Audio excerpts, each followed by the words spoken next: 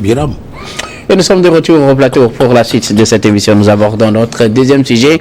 Nous prenons la direction de la Mauritanie présidentielle, contestation des résultats, mais pas de recours devant le Conseil constitutionnel. Les résultats de la présidentielle en Mauritanie sont connus depuis le soir du samedi.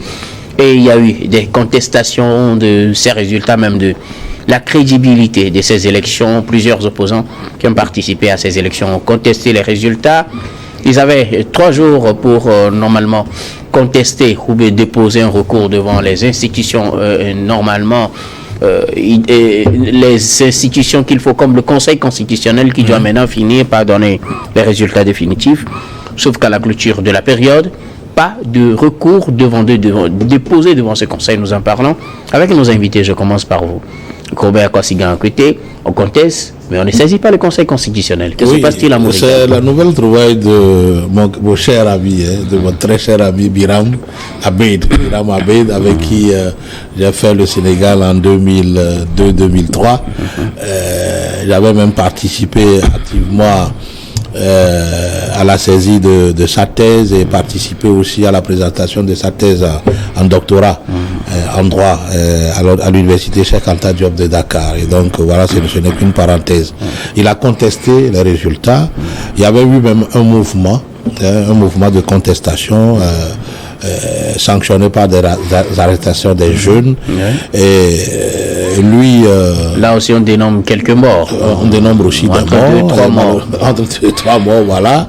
Et ce n'est pas la première fois que Biram a perdu les élections en Mauritanie. Je pense que ça fait la 2e ou la 3e fois. Et je souligne ici que c'est aussi lui le fondateur de l'ONG IRA qui lutte contre l'esclavagisme en Mauritanie, puisque jusqu'alors l'esclavage se pratique toujours là-bas en Mauritanie.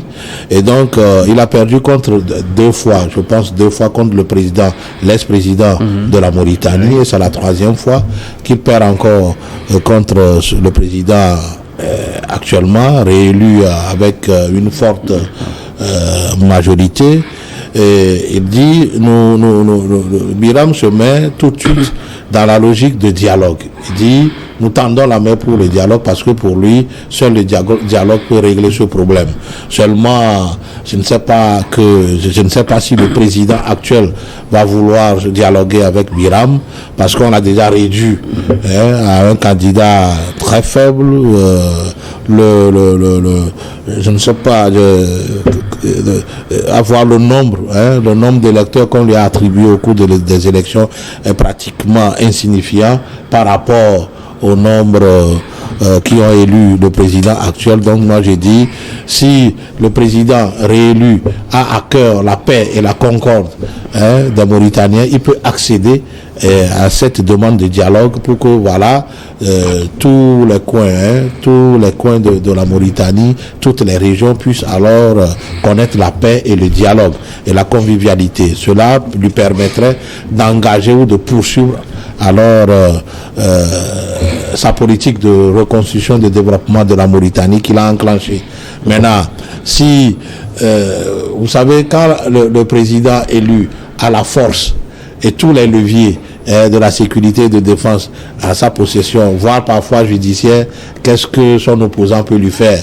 Il ne sera que broyé par la prison et après on l'oublie. Mais vivement que les élections soient bien organisées dans les pays de l'Afrique pour que voilà, il n'y ait pas de contestation. C'est vrai qu'il n'y a jamais d'élection à 100% bien organisée, mais il va falloir qu'en Afrique on apprenne à organiser des élections qui alors ont moins de tâches et qui vont susciter moins de contestations. Parce que vous voyez, aujourd'hui Biram a beaucoup à dire sur l'organisation de cette élection, et dans d'autres tribunes il a expliqué de fond en comble comment alors les élections ont été préparées et comment les élections se sont déroulées, les zones d'ombre, tout ce qui a été alors mal ficelé dans dans l'organisation de ces élections. Il en a fait cas, et puis quand l'organisation des élections déjà en amont, en aval sont déjà mal préparées, en amont on n'a que des contestations. Il va falloir qu'on évite ça. En Mauritanie, nous avons la même situation aujourd'hui. Depuis l'avènement de la démocratie, je pense qu'aucune élection ne s'est produite, ne s'est organisée en Mauritanie sans contestation. Et cela ne donne pas une bonne renommée au pays. Voilà, nous venons de suivre la troisième.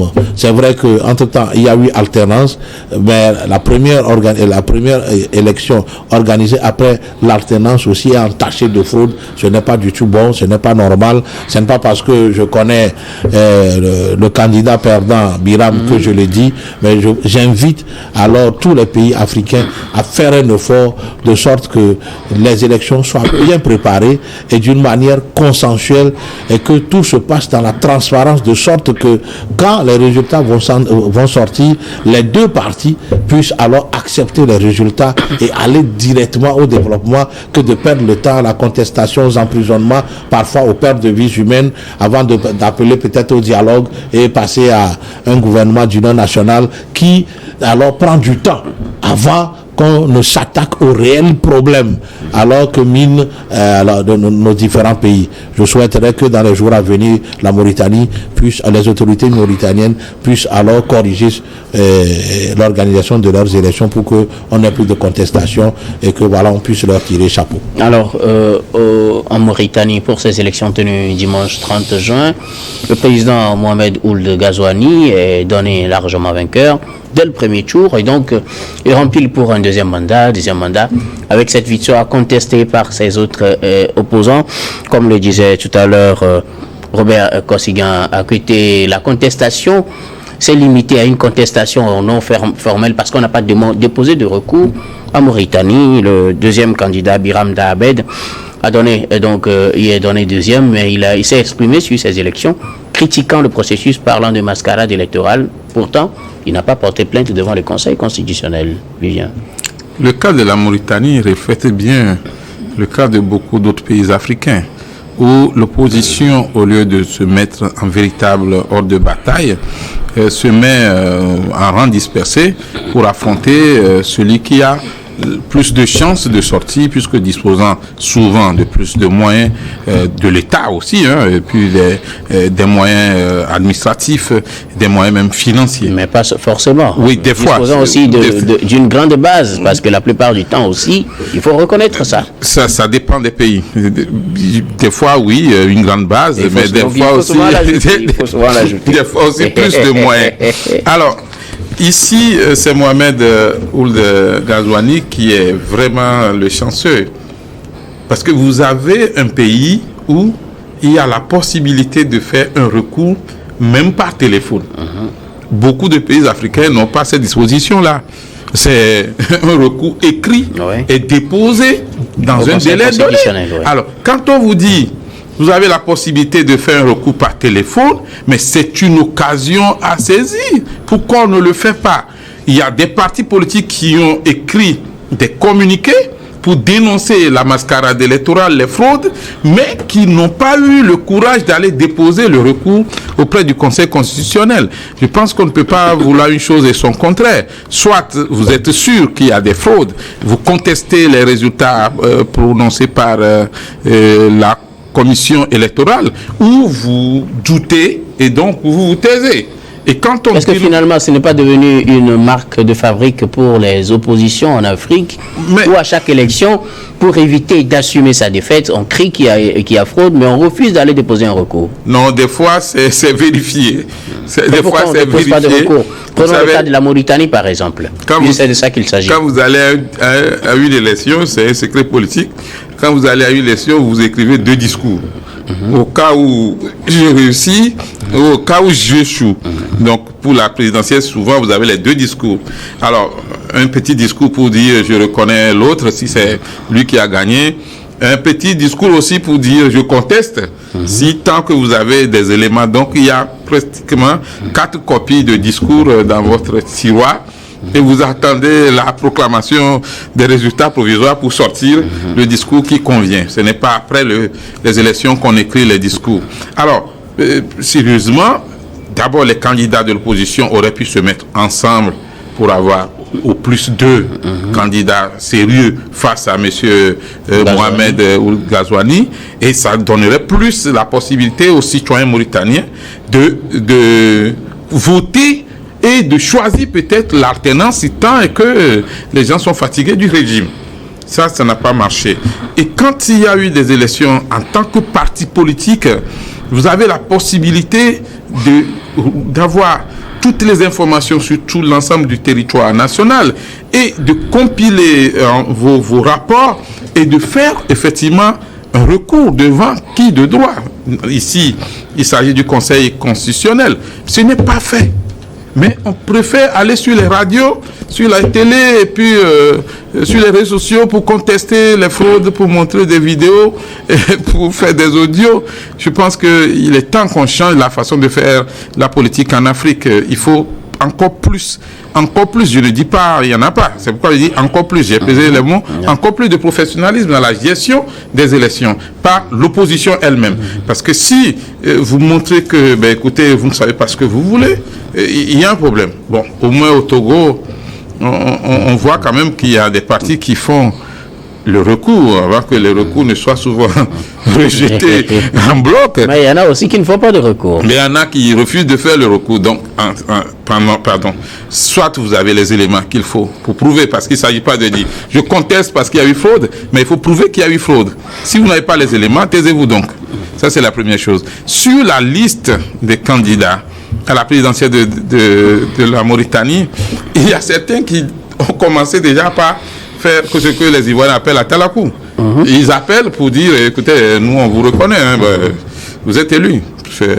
Félicitations.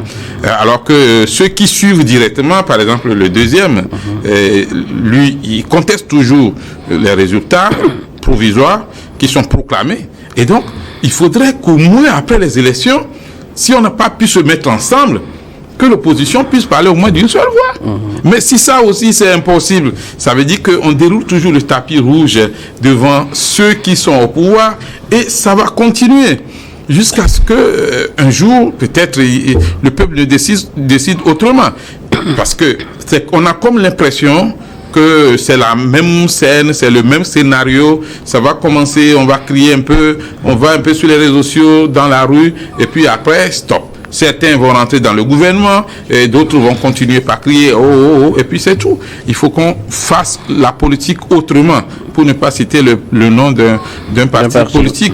Alors ici, il s'agit maintenant, parce que là le délai est passé, il s'agit seulement de peut-être de négocier pour voir quand M. Mohamed Ould va prendre le pouvoir. Qui va travailler avec lui, qui va rester toujours dans l'opposition, parce que c'est déjà plié. Et quand on est un parti politique, on ne peut pas laisser passer les délais. C'est important. Vous avez un secrétariat général, vous avez une organisation interne, il y a une commission chargée des élections, et donc la commission là est censée faire son travail. S'il y a fraude quelque part, c'est relevé, et puis tout est compilé et déposé à temps. Et si dans les autres pays comme le Togo, le Bénin, la Côte d'Ivoire, le Burkina, Guinée, tout ça là, si on peut avoir cette possibilité aussi d'appeler au téléphone pour faire un recours devant la Cour constitutionnelle, ce serait une bonne chose. Mais les acteurs politiques mauritaniens n'en profitent pas, et c'est dommage. Alors, pour moi, ce n'est pas dommage. Si, vous savez, quand vous connaissez déjà la suite qu'on va donner à votre recours, mais il faut le faire quand même. Les gens sont peut-être, c'est parce qu'ils ont eu plusieurs fois à le faire et que ça n'a rien donné. Et par contre, pour remplacer ce recours-là, ils demandent un dialogue. Maintenant, vous savez, ce n'est pas seulement en Mauritanie, ce système où il y a d'autres opposants qui contestent, il y a d'autres qui félicitent. C'est en Afrique. En Afrique. Ce n'est pas le problème de la Même en Europe, il y en a. Donc, ça dépend des objectifs de chacun. Très bien. Alors, cela dit, moi je dis, est-ce que ce n'est pas une faute? Mais lui demande déjà que le gouvernement ou le président élu ouvre le dialogue. Alors, je pense que si ce dialogue est ouvert, cela va rassembler alors tous les politiques mauritaniens pour qu'ils puissent parler alors de comment ils vont gérer l'après-élection, le post, la période post-électorale, pour que voilà, il n'y a pas d'heure, il n'y a pas de contestation et que voilà, tous les règlements politiques, tous les accords politiques qui peuvent être noués pour permettre à ce que le président continue son chantier du développement de la Mauritanie puisse continuer. Sinon... Mais attention, tout le monde ne peut pas devenir non plus membre du gouvernement. Tous les partis politiques peuvent passer. Bien sûr, mais l'opposition a toujours sa place. Au sein même, je pense que... De l'appareil de l'État, l'opposition a sa place. Je pense qu'aujourd'hui, il y a une loi même qui donne une place à l'opposition. C'est là, c'est de nos jours qu'on crée le poste de chef de file de l'opposition. Mais pas encore dans beaucoup de pays.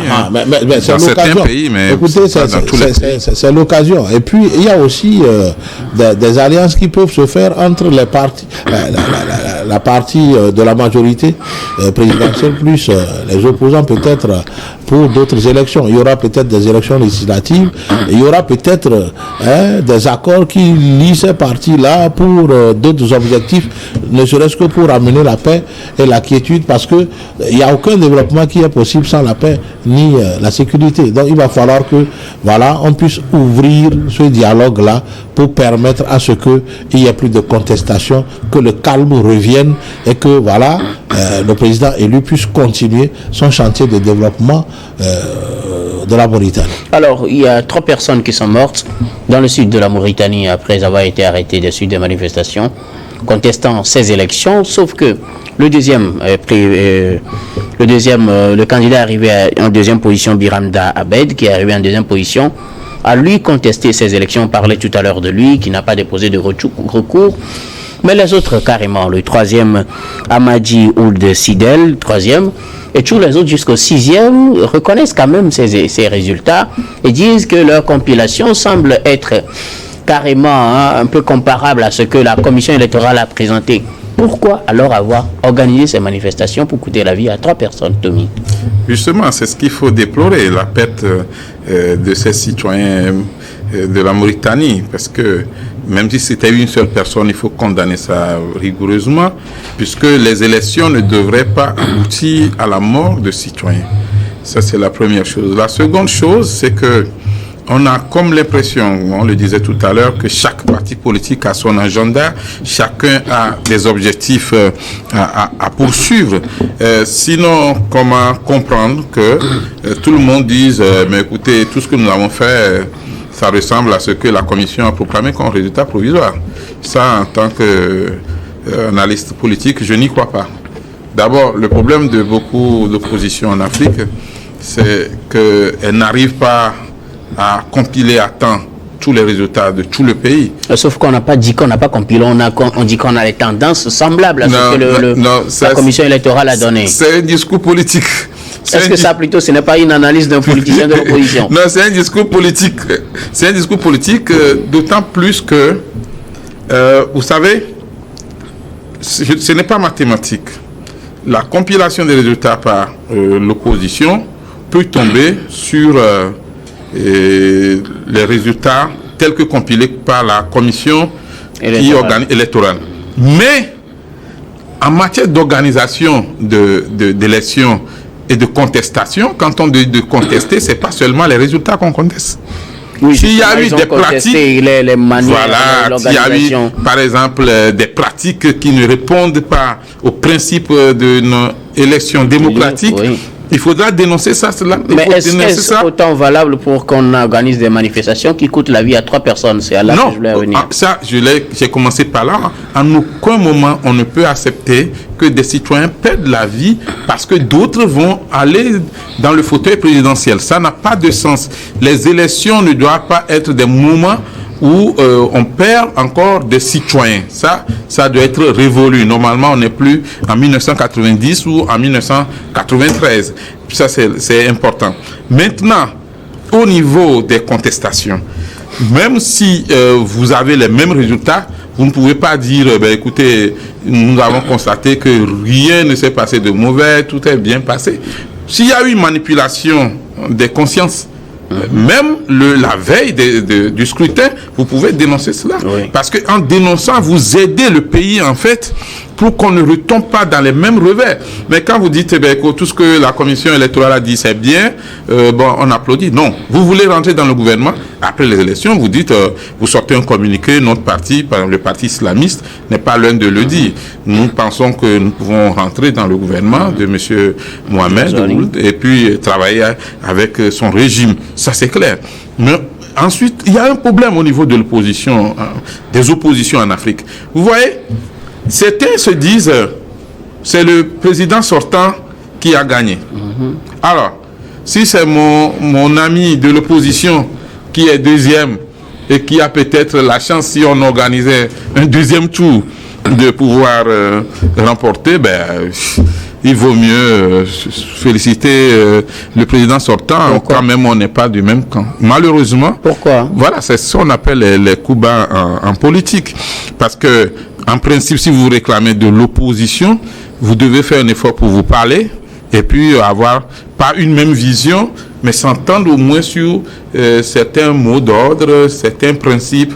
Voilà, nous allons aux élections pour le premier tour. Si il gagne au premier tour, c'est bon. S'il ne gagne pas, nous allons tous nous rallier derrière celui qui est deuxième, par exemple, pour pouvoir le vaincre, si tant est que nous voulons tous une alternance. Mais des fois, à cause des calculs de politiciens, on se dit, écoutez, si c'est ça, celui qui est au pouvoir n'a qu'à rester, c'est mieux. Si c'est mon collègue de l'opposition qui va venir prendre, il vaut mieux ne pas s'en mêler. Il y a même des candidats qui disent, je ne veux pas me prononcer sur les élections. Je ne veux pas dire si ça s'est bien passé ou non, c'est pas ça mon problème.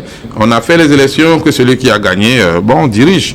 Et donc, voilà. Aujourd'hui, ce qui est important, c'est que, qu'on n'aille plus vers des manifestations qui vont causer des pertes en vies humaines, qu'il n'y ait plus de blessés, qu'il n'y ait pas de conflits politico-armés, et que les acteurs politiques arrivent à s'entendre au cours d'un dialogue, puisque pour les recours c'est fini. Donc au moins un dialogue politique pour parler de l'avenir de la Mauritanie.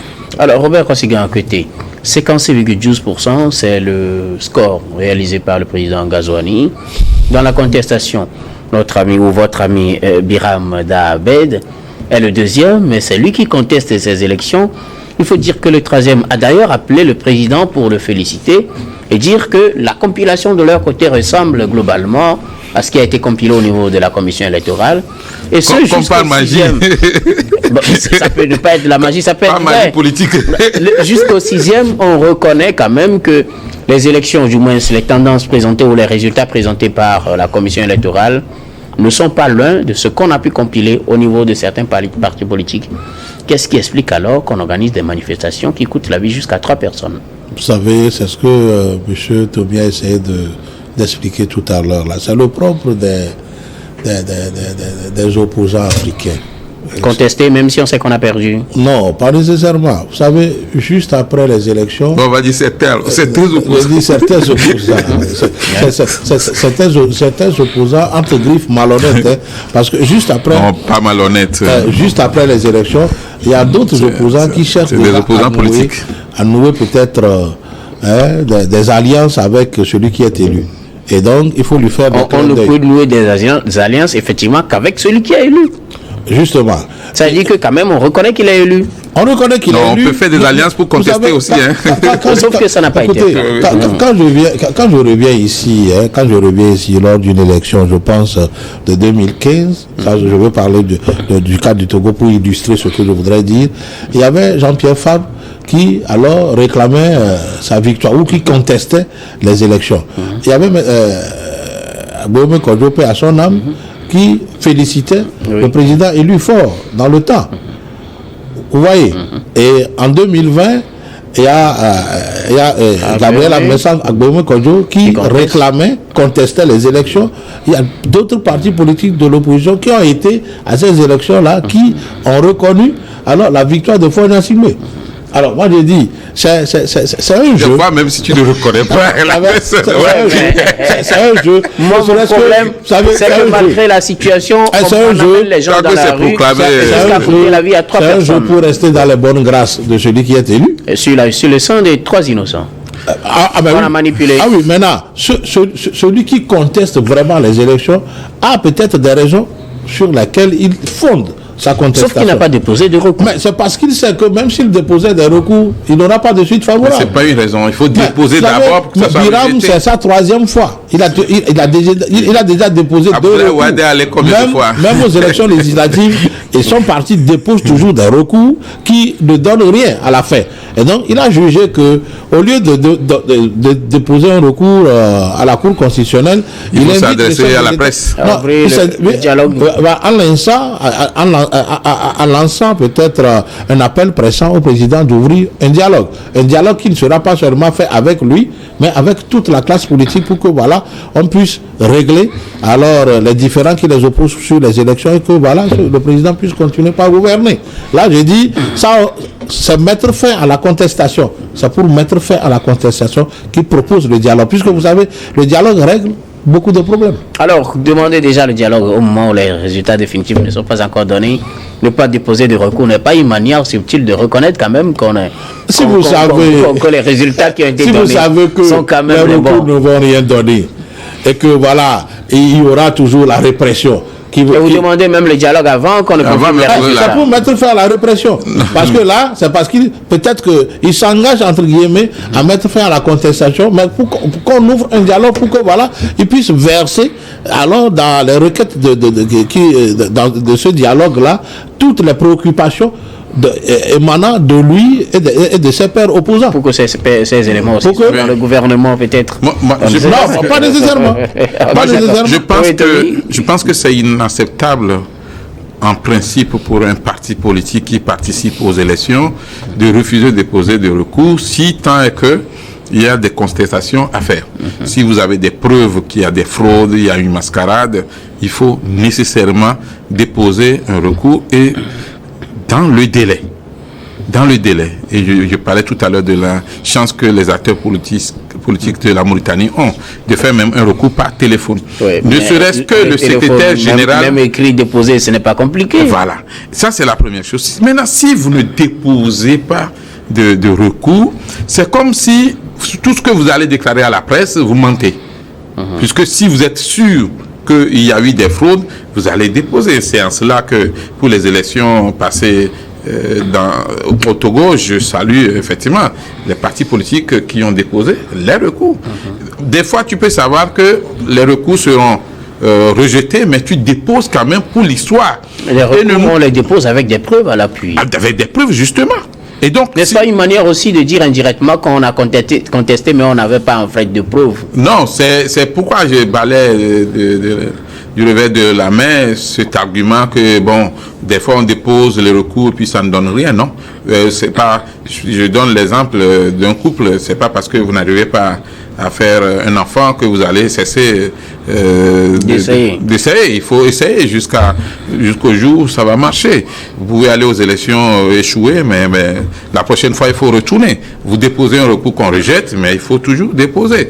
La preuve, un pays comme le Togo, un opposant comme Agboueme Kodjo avait déposé un recours devant la Cour constitutionnelle et la Cour constitutionnelle lui a donné raison. Malgré qu'il soit opposant, on lui a donné raison parce qu'il avait raison. Et donc, c'est vrai. Donné raison comment? Suite à sa requête ou à son recours, Alors, ce n'est pas parce que... Il n'a pas donné raison. Non, je ne parle pas, je vais te citer après la requête, mais ce n'est pas une requête pendant une période électorale. Mais il a adressé le recours à la Cour constitutionnelle, la Cour constitutionnelle lui a donné raison. Et il y a des recours, la Cour constitutionnelle dit oui, acceptable, dans la forme, mais dans le fond, bon, oui. Voilà. Ça veut dire que si la forme est acceptée déjà, demain, la commission qui se charge de l'organisation des élections sera appelée à rectifier certaines choses, mais sauf que les résultats seront proclamés tels que sera validé par le Conseil constitutionnel. Merci. En se fondant sur les résultats de la commission électorale. Merci beaucoup à vous. Nous allons marquer la pause pour le journal, puis on revient juste après pour la suite de cette émission.